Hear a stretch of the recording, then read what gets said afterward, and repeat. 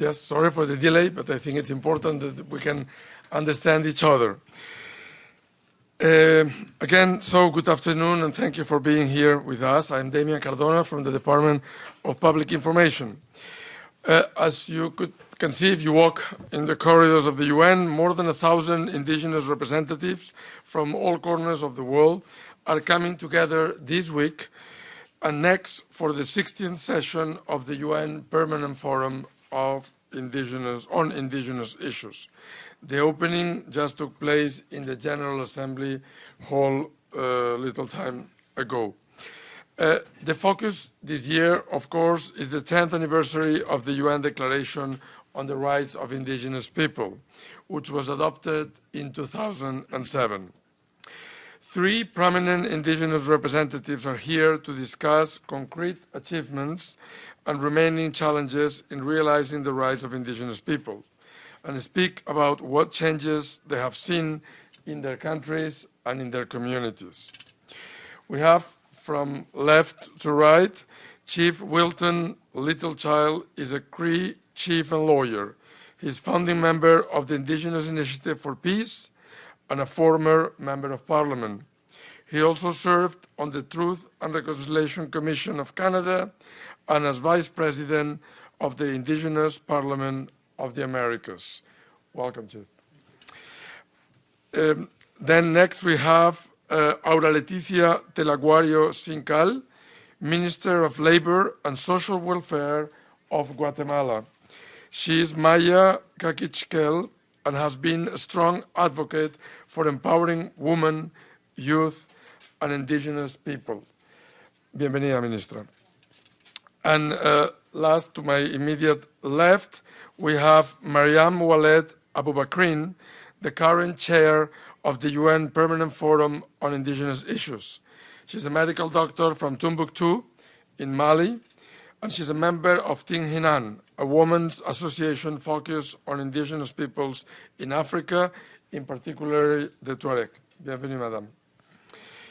So I think we're going to start by some welcoming introductions from our three speakers, and then we'll give the floor to all of you. So maybe, Chief, you're going to start? Sure. Thank you very much. I bring you greetings in my language to honor this very special day. I thought just briefly I would reflect on my own journey in the work of the UN Declaration. As you would know, I think in 1923, Chief Descahe, and later in 1925, a spiritual leader of the Maori, Ratana, tried to go to the League of Nations in Geneva, but could not get in, were not received for an audience where they could present the concerns of indigenous peoples in their territories. So from 1923 until 1948, we had no voice at all in the international arena. And 1948 stands out because that's when the Universal Declaration on Human Rights was adopted. And even then, we were missing. We were not represented in 1948. So it was not till 1977 when the first delegation in the modern era went to Geneva. I was in that delegation. So for me, this is approaching 40 years of work on the UN Declaration. So you can imagine how tremendously happy I feel about reaching a milestone such as a decade on the UN Declaration. So throughout this journey, I thought I would highlight actually what were contributions. What were the indigenous people's contributions to the world? Because in our quest for recognition and respect or justice, in our quest to have our treaties honored and respected, we actually contributed a lot, I think, into the UN family and also to humankind. Let me just quickly talk to you about four of those. I've recently spoke about the 10 highlights, I think, that we have accomplished in the journey. So first of all, of course, the adoption of the UN Declaration was a very significant accomplishment. But through that adoption, you will note that our spiritual leaders, our elders, contributed to a unique recognition of a new right. The UN is used to recognizing economic, social, and cultural rights, civil and political rights. But it was not until Indigenous leaders became involved in the UN work that spiritual rights came to be recognized. It was because of our elders asking if we could open a meeting with a prayer.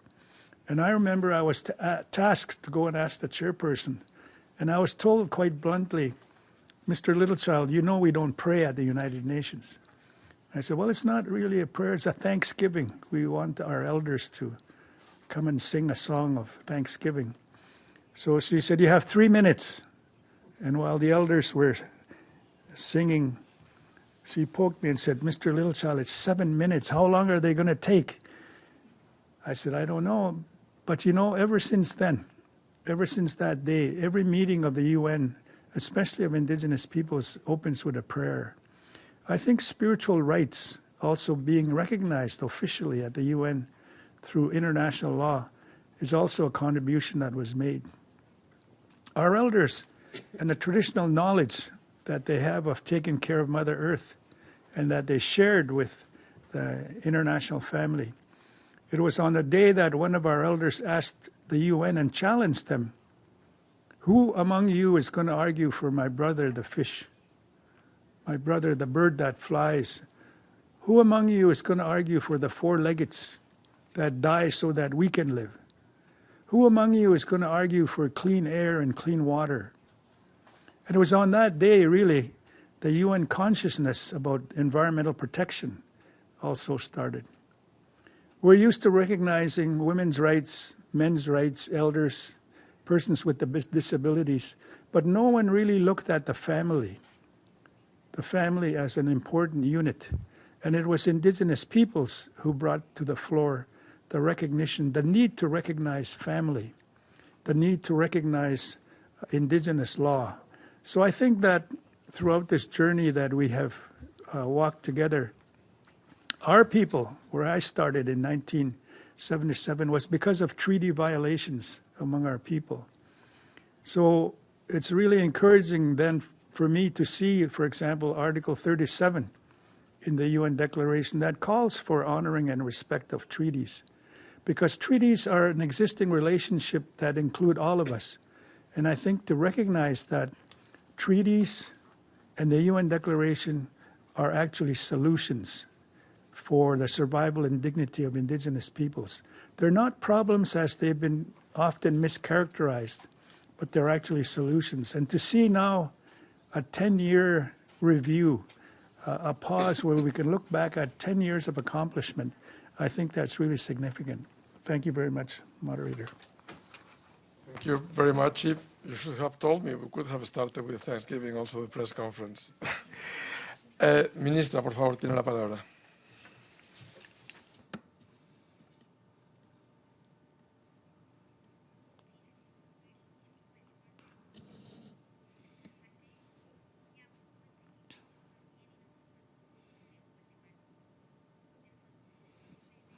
Special greetings from the Indigenous peoples in my country, in Guatemala. Members of the speakers, the public that hears us through the different channels of communication, it is my honor to be able to participate and be here with you. I would like to start my presentation by congratulating the new chair of the Permanent Forum on Indigenous Issues, whom I have known now for 2 years, and I know how she has fought in pursuit of a better world. I also would like to extend a congratulation and a gratitude for our participation in the name of the president of my country, Jimmy Morales Cabrera, and of course from the Maya, Carifuna, Xincas peoples in Guatemala. I want to give my greeting, my warmest greeting in honor of the 16th session of the forum, success in the benefit of the peoples in the protection of the rights of Indigenous peoples as it pertains to the environment, education, culture, social and economic, health, and human rights. As we know, this session is carried forward within the framework of the 10th anniversary of the UN Declaration on the Rights of Indigenous Issues and the adopted measures adopted in September of 2007. Hence, I would like to congratulate and to extend my gratitude for the contribution of the indigenous peoples of the world for having promoted and achieved advocacy which allowed the adoption of this declaration. Also, after a fight of over 20 years, the declaration, without a doubt, is a contribution and an important advancement which gathers the aspirations of the indigenous peoples. And the challenge is now in the hands of the state. The state to promote acknowledgement of practices, principles, and values of centuries as a universal value and right. It is important to carry out efforts in order to achieve embracing these principles and include them in the declaration.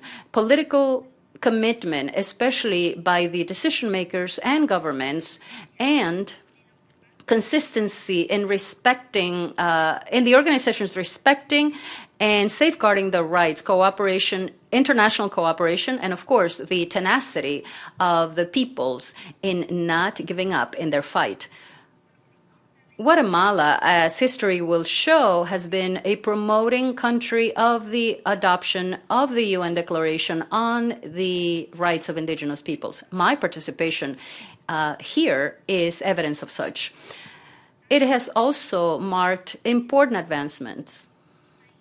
My country has an important legislation or law which recognizes fundamental rights of the indigenous peoples, which surfaces out of the Republic's political constitution, the law of national languages, the peace agreements, which covers and guides the process of compliance and recognizes peace agreements. Amongst them, the agreement about the identity and rights of the indigenous peoples. Also, agreements and treaties that are recognized and ratified by the state of Guatemala, such as ILO Agreement 167 and the Declaration of the UN on the Rights of Indigenous Peoples.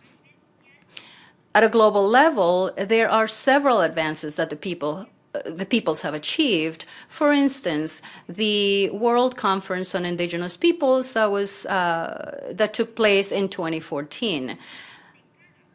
Now, facing the enforcement of the Sustainable Development Goals, we, the indigenous peoples, in this instrument have deposited the hope for a better world, a more prosperous world, more inclusive and more comprehensive participation through the Permanent Forum on Indigenous Issues. We are also hopeful that international indigenous peoples, in this celebration of the 10th year of the Declaration, that we can observe more social advances. Once again, indigenous peoples, having adopted the Declaration, has reinstated the fight of the peoples. Therein, the forum faces a great challenge to promote and especially intensify these advances so that us, the peoples, can reach such development, and we are all called to contribute.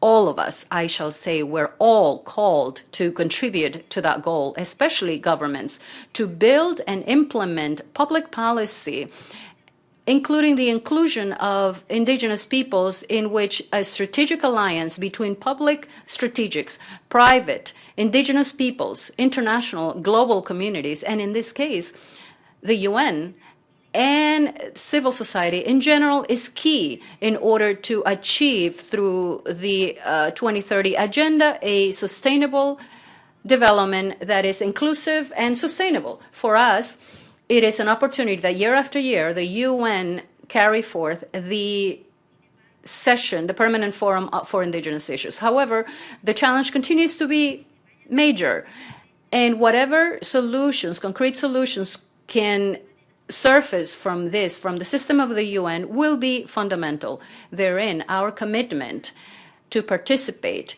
to advocate in different processes that are important for the indigenous peoples in the world continues to be ratified. And again, the challenge is not easy, but together, and if every one of us can contribute a grain of salt, then we hope that in 10 years, we might have more quantifiable and measurable results in pursuit of a society that still lacks the voice. Thank you.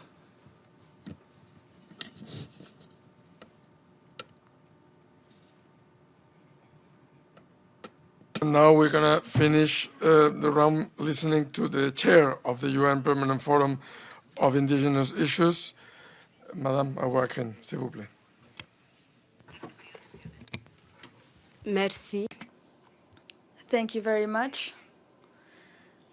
Thank you, everyone, for being here today and who give special attention to indigenous peoples, for being here in this permanent forum of the UN for Indigenous Issues. Let me greet, first of all, these two people who play an important role in the adoption of the UN Declaration for the Rights of Indigenous Peoples. My mentor and one of the people who inspires me so much in this struggle, Chief Wilton Littlechild. And I will also like to greet Minister of Labor and Social Welfare from Guatemala, who works a lot in her country, and who also worked for the adoption of the UN Declaration Rights of Indigenous Peoples. Due that it is the first day of the forum, I would like to highlight the most important points of this year's forum. As you know, this 16th session is focused on the 10th anniversary of the UN Declaration on the Rights of Indigenous Peoples.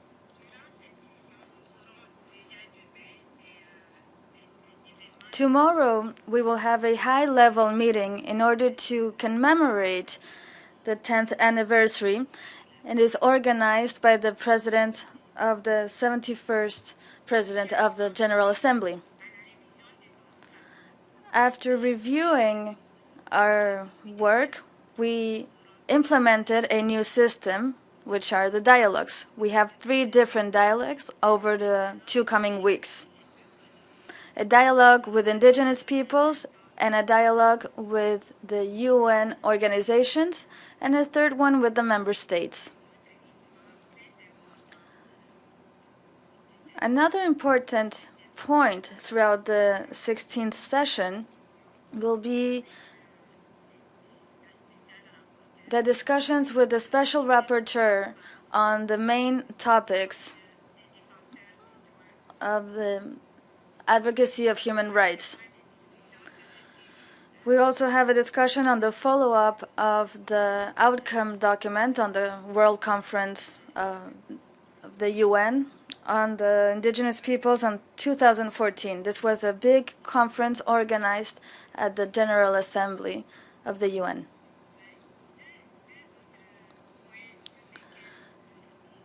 Two other important points that we will touch upon in this meeting and that are very important is the empowering of indigenous women and the empowering of the indigenous youth.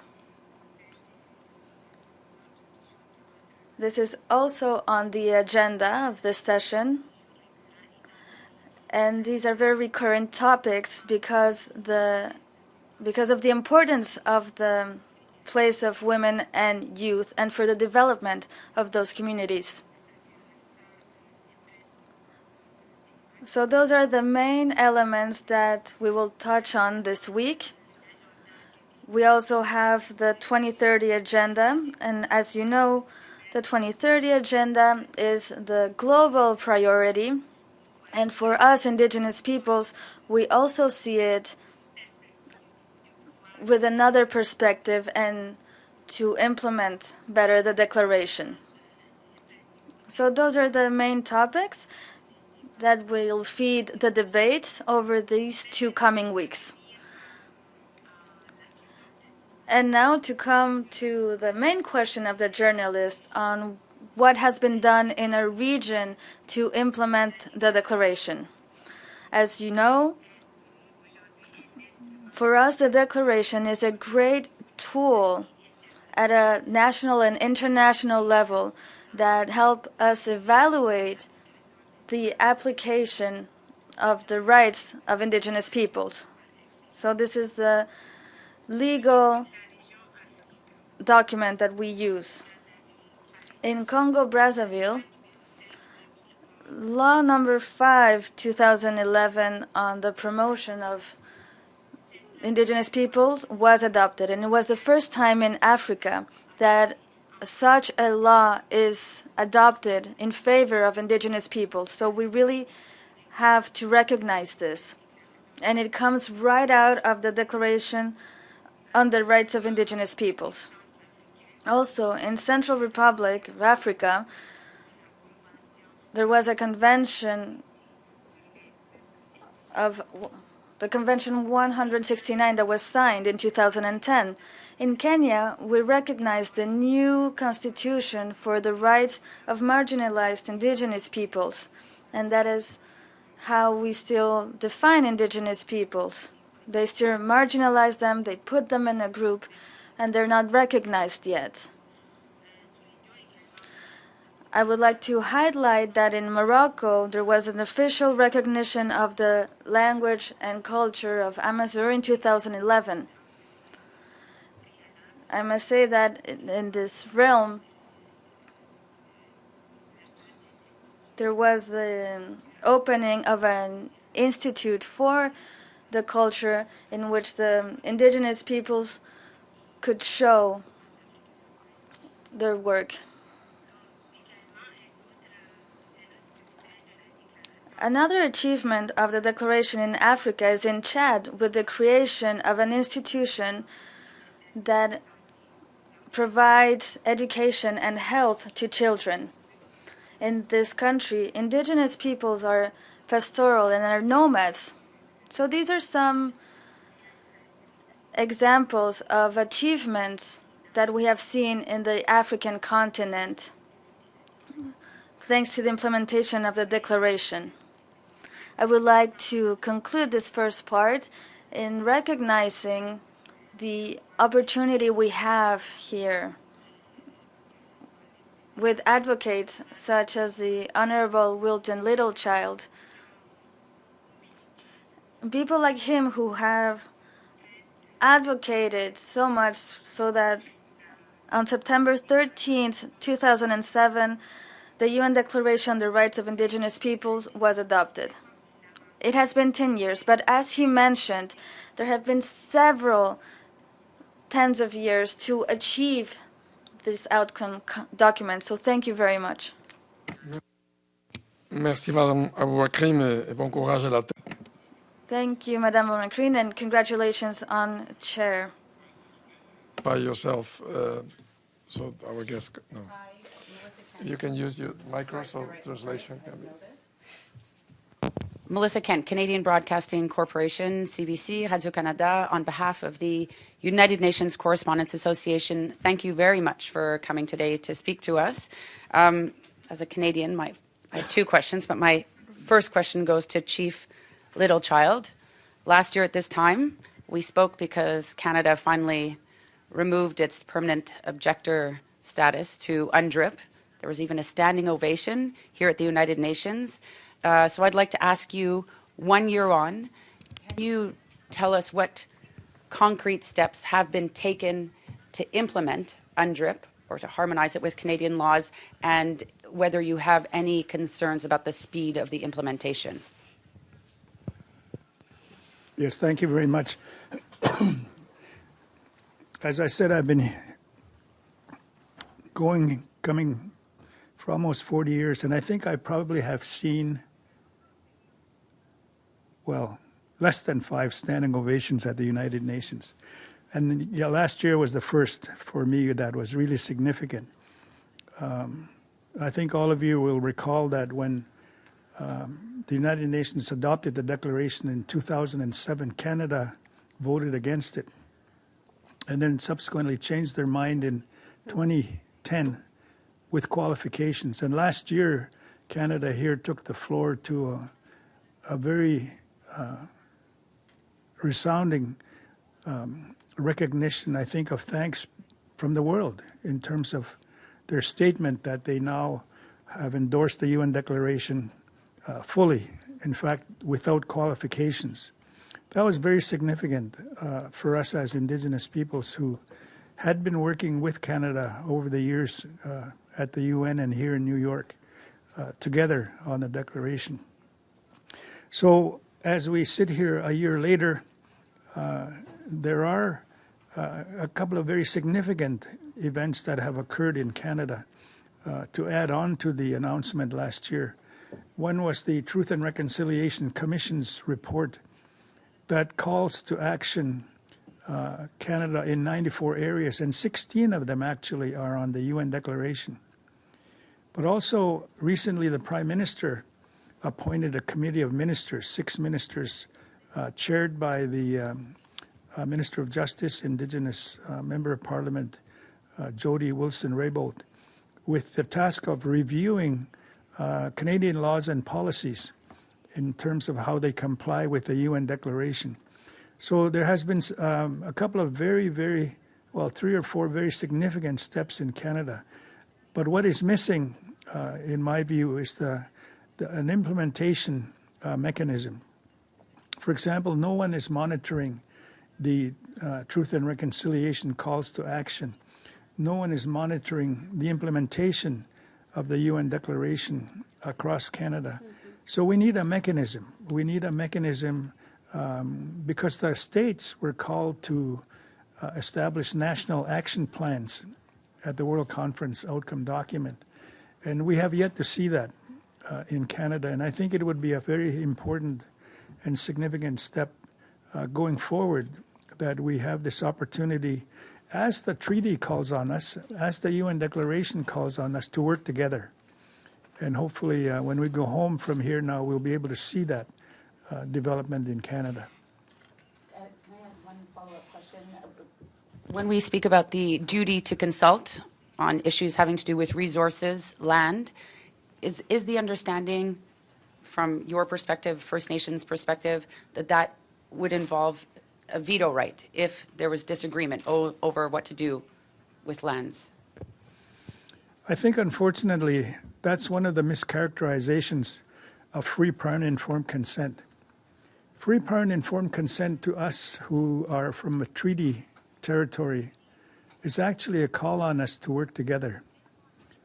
Free, prior, and informed consent actually was included in our treaty, for example. Our treaty dates back to 1876, and already there's a provision in the treaty for consent, not just to be consulted, but to be consulted with the purpose of seeking to obtain our consent. So some have said it's a veto. We don't see it that way. We see it as a call on us to work together. And I think that's really the proper way to characterize free, prior, and informed consent. Thank you very much. I'm Waldo from Latin American news agency Prensa Latina. I have 2 questions. My first question, 10 years after the UN Declaration, what has been achieved and what hasn't? And my second question on the Agenda 2030, do you feel part of this process? Do you think that your priorities are taken into account in the implementation process? Thank you. Well, if I may take that question, when I look back over the 10 years, there has been significant achievement in a number of areas. For example, at the Permanent Forum, at the very first session, we mainstreamed women's rights. In the second session, we mainstreamed children's rights. And recently, sadly, sometimes late, but at least now they're being recognized, persons with disabilities.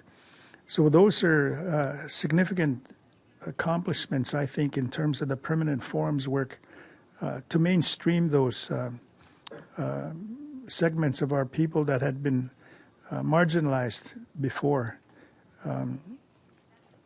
There's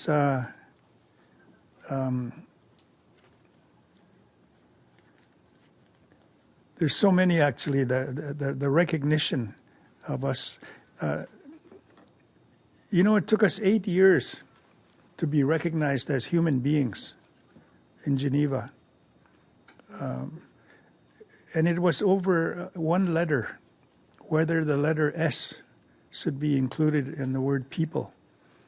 And it was significant because the international covenants that most or all states have ratified, the first covenant of each of the civil and political rights and economic, social, and cultural rights, indicates that all peoples have a right to self-determination. It doesn't say all peoples except indigenous peoples. But nevertheless, Article 3 of the UN Declaration was an important recognition of that right, that indigenous peoples have a right to self-determination just like everyone else. And that the Declaration now offers us an opportunity to benefit and share the human rights just like other human beings as equal.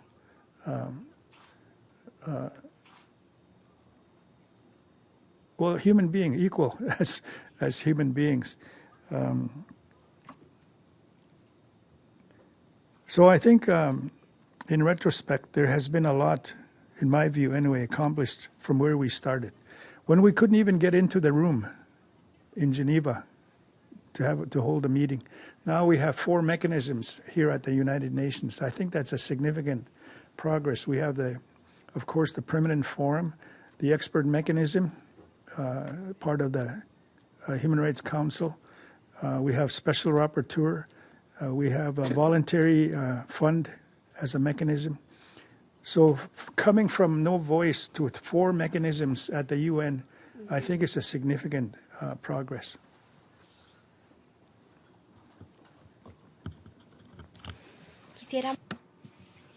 I would like to expand and provide more information as to the points that have been mentioned.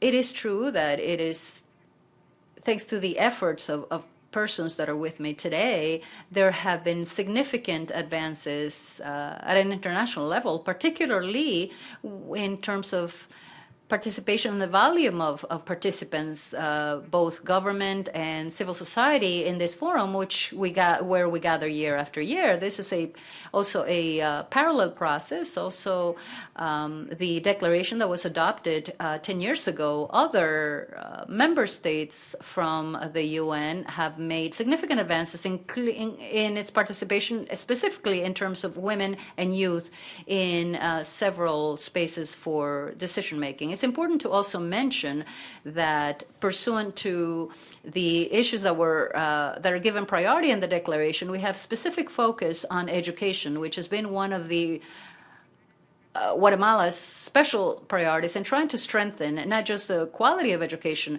but also the strengthening of even a budget to the focus of national policy of each government in terms of rescuing or reigniting the indigenous languages has been fundamental alongside this, especially with the government in Latin America. We see that the topic of indigenous peoples is adopted comprehensively. This also parts from the efforts that have resulted in this forum. In terms of Guatemala, we can also state that we have a group of indigenous peoples that is headed by the government. And this has to do with the system of the UN through its different instruments has generated and brought forth. So we have major challenges. How do we present alliances? How can we strengthen, for example, the 2030 Agenda or SDGs with the political with the policies of each country that is present here is part of the work ahead. I can also mention then that one of the significant challenges is that the recommendations that usually result from the Permanent Forum on Indigenous Issues must be headed and appropriate and within the system of the UN so that it can echo throughout our countries. I believe that it is also an essential part to have other sectors and actors, stakeholders, engage themselves so that we as indigenous peoples can see strengthening issues that are very intricate as to ourselves. This agenda has to be prioritized and approach from different sectors and stakeholders. So whatever recommendations result from this session is something that has to have a pertinent, timely, and to a certain extent, as was mentioned before, through a mechanism that will allow us to have continuous review with the contribution that is generated day by day, and I believe that that is part of the continuous challenge.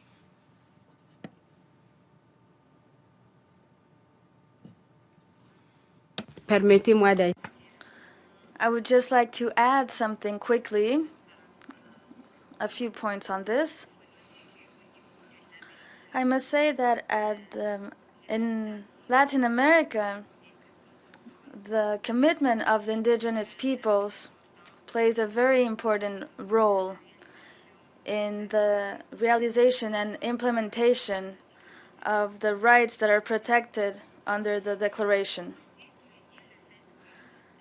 I would also like to highlight that the proportion of indigenous peoples in Latin America is also a favorable, a positive factor for implementing the UN Declaration, specifically to that continent.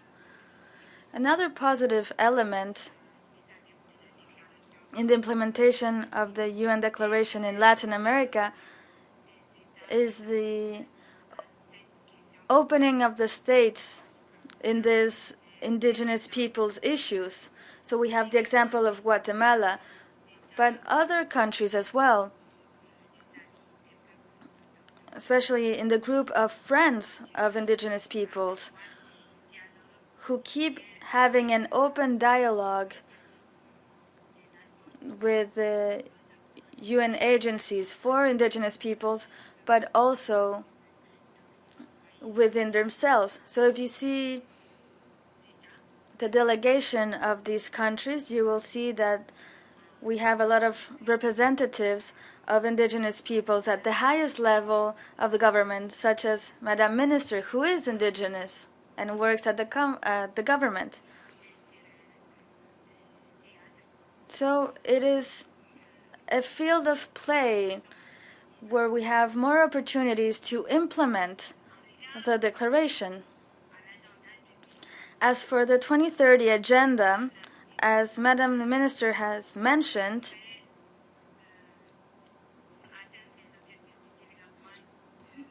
in order to achieve the 2030 agenda objectives, it would be a mistake not to include indigenous peoples. Otherwise, we will have 370 million people left without a voice, and there cannot be development without 370 million people present. And as she said, we have to start with the benchmarks we have, because in order to know where we're going, we have to know where we're coming from. So having these quantitative indicators is important. We need indicators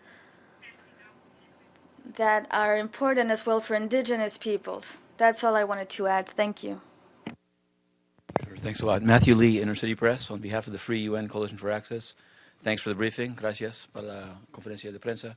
I wanted to know, first, the new Secretary General has been in office now more than 100 days, and I just wanted to know, maybe from either the chair of the forum or from if you guys have had any interaction, what you think of his commitment and activity on these issues.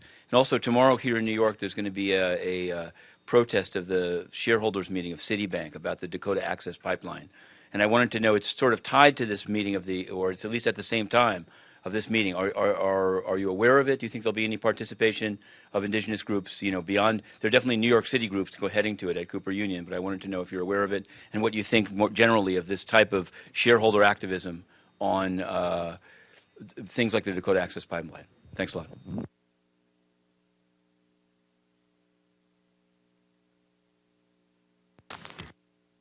En fait, la traduction n'a pas marché pour le français. Donc, est-ce qu'on pourrait... Qu'en pensez-vous du secrétaire général?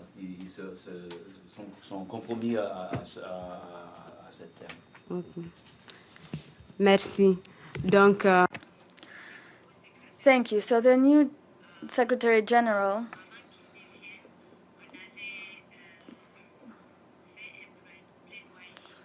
before he got here,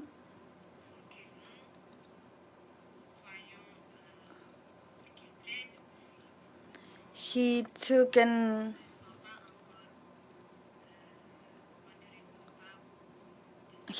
oath for not to go back for where we came from. So not to have a regression on indigenous peoples. We talked to him. We actually sent him a letter on behalf of the 3 mechanisms of the indigenous peoples in order to have an ongoing dialogue with him. And we look forward to meeting him and working with him in order to have a higher dialogue with him and to keep this level. So this is something that will feed our further future discussions and also for the special event. Thank you.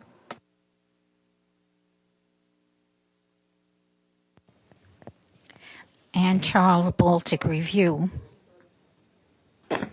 Yes, thank you very much. First of all, as was said earlier about the incoming Secretary General, I had occasion to meet with the outgoing former Secretary General Ban Ki-moon in our territory. And one of the strong points we agreed to was with regard to the 2030 agenda, that we cannot, either us as Indigenous leaders or state leaders, allow any opportunity for Indigenous peoples to be left out. He said, make sure that Indigenous peoples are included in every step of the way in terms of the 2030 agenda, because we know from experience in the Millennium Development Goals, we were left out again. And it wasn't until the Permanent Forum itself put on its agenda of an annual session the Millennium Development Goals so that we could actually review and comment on them. And so we should learn from that experience of exclusion and not repeat it going forward on the 2030 goals. As to the protest, I'm not aware of it actually, and it's first that I'm hearing of it today. However, I think that any time that a corporation, especially through its shareholders, takes a stand on an issue, it has to be a very important issue. And it's a very important opportunity for shareholders to express their voice at a corporate level to support, for example, the pipeline issue at the Dakotas. So I know that, for example, it's very difficult to have a protest at the UN. So it's obvious that they're not only very serious, but they're accomplishing an important step in bringing up an issue that's very close to many of Indigenous peoples with regard to resource development, in the sense that surely to goodness in this day and age, we should not be desecrating sacred sites through corporate activity anymore. We should be respecting spiritual locations and beliefs of Indigenous peoples like all other peoples. So although I'm not aware of it, I think it's an important opportunity that shareholders in the corporation are exercising to support an Indigenous cause in a good way.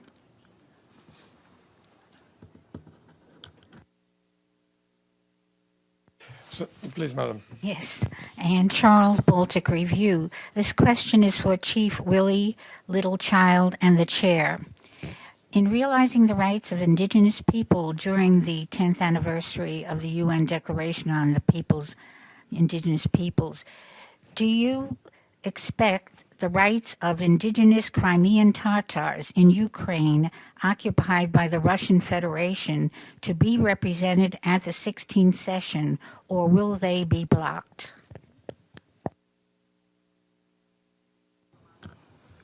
I don't know from where I'm coming from whether or not they'll be here to participate, but generally, from a different aspect, I would say that I've had discussions with representatives of the Crimean Tatar myself previously, again on a different matter, but still. As a matter of fact, I think they're having a side event right now as we speak here at the UN. So whether or not they'll be blocked or not, I don't know. I can't answer that, but I'm sure there'll be. There has always been representation for them here at the Permanent Forum in a good way, in a positive way, and as well in Geneva. So I'm not sure where the idea of them being blocked is coming from, and I can't answer that. I'm sorry.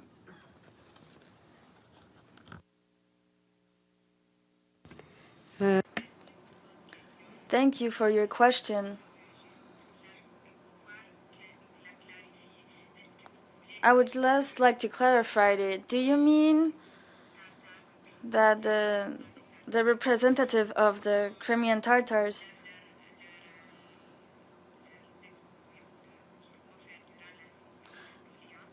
any statements that will be blocked in the report of the 16th session, or is it just to have access to this session?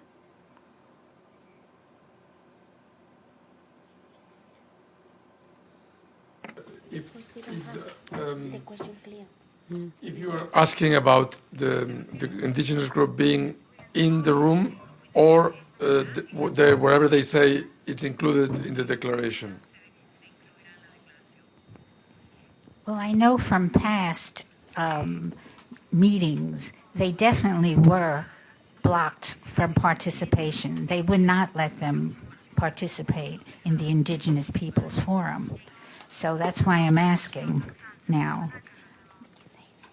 And before they had the other person, the chairperson from a previous Indigenous Peoples meeting, said that this was true, that they could not participate. They wouldn't even let them at the forum. And then there have been other circumstances where I know that they have been here. Alors, So unfortunately, I have no further information on this issue.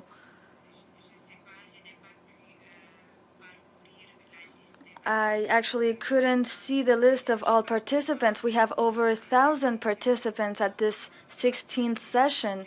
So as chair, I haven't had the opportunity to see the geographical representation of Indigenous peoples. However, we could meet to discuss about this issue. I am open for this.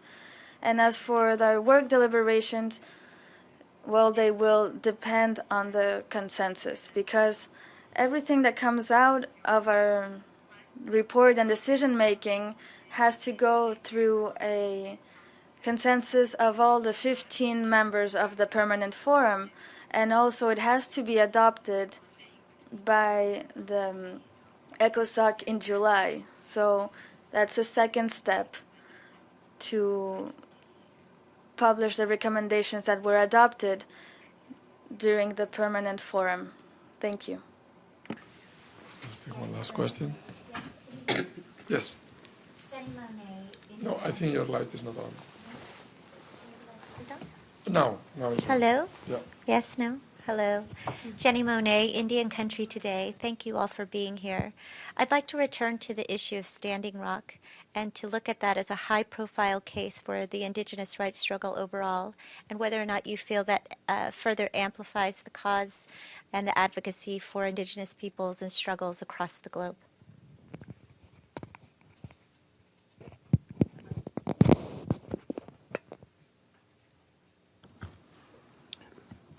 Yes, it does. I think amplify the issue for Indigenous peoples across the globe.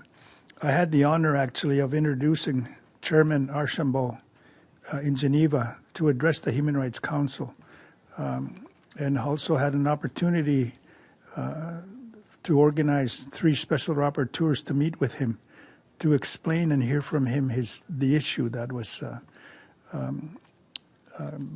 gaining and getting global attention. And because he was able to speak for himself in his own language and also a borrowed language to the UN, just the fact that he was able to address the UN exposed the situation globally. But this issue is not unique to Standing Rock. I think it applies, if I dare say, globally to Indigenous peoples. The area of natural resource ownership, if I could. By the way, the question of natural resource ownership was addressed in a United Nations study before by the late Irene Erica Diaz as a special rapporteur on the permanent sovereignty of Indigenous peoples over natural resources. So she canvassed that area very, very diligently. And in that study, one of the conclusions that she made was this was a global issue. The question of natural resource jurisdiction and ownership. But also, unfortunately, because there's no mechanism in place internationally on protection of sacred sites of Indigenous peoples, that's currently just being talked about now. I think corporations at will may have thought, well, it's okay to bulldoze a sacred site. It's okay to desecrate spiritual area. It's okay to contaminate water. It's okay to pollute it. So, but not anymore. I think the Standing Rock tribe standing up for their, Mother Nature, Mother Earth, in the way that they did, yes, attracted global attention, but also it spoke for a lot of other Indigenous areas, Indigenous territories, and Indigenous peoples who have been facing and are facing similar issues. So it is a very important and a bold move that they made, and commend them for protecting Mother Earth the way they did.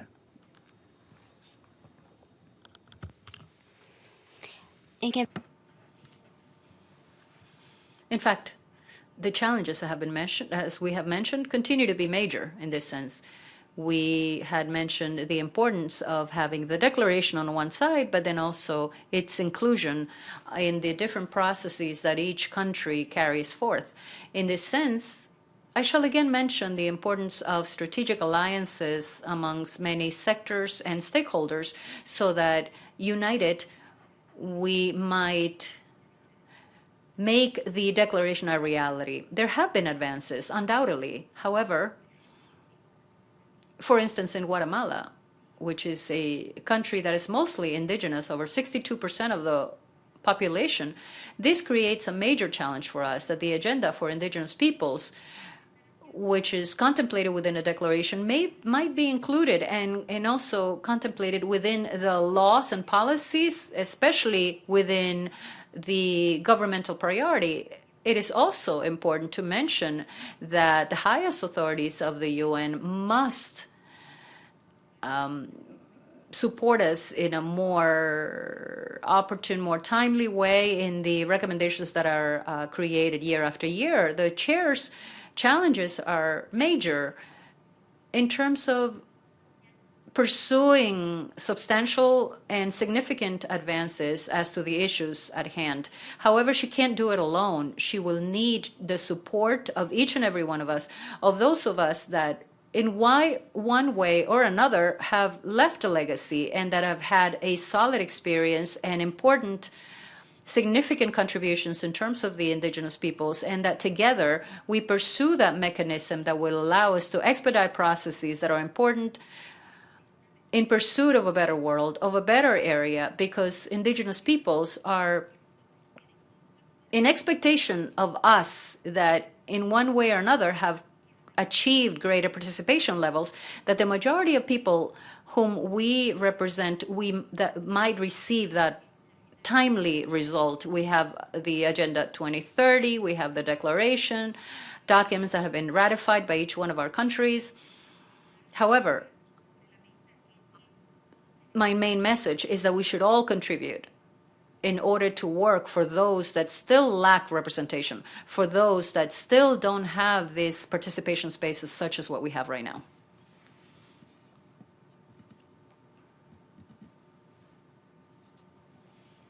Merci.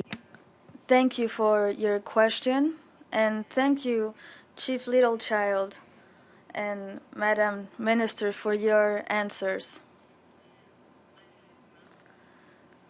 Unfortunately, as indigenous peoples, we are cursed with our natural resources because due to our natural resources, we have no longer the right to live in peace in our land.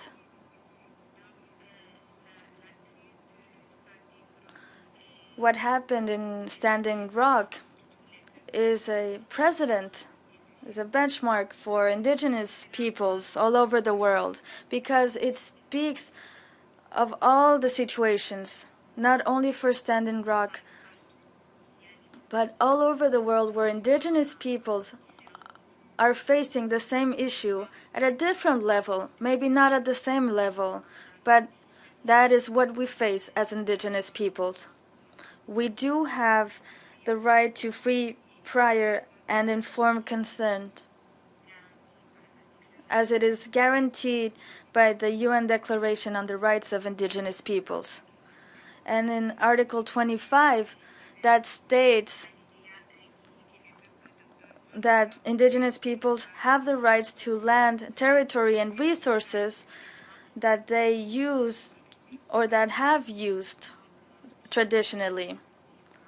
So I truly support this protest. That is a good example. That is how indigenous peoples should oppose to the occupation of their land. Madame Aboubakrine.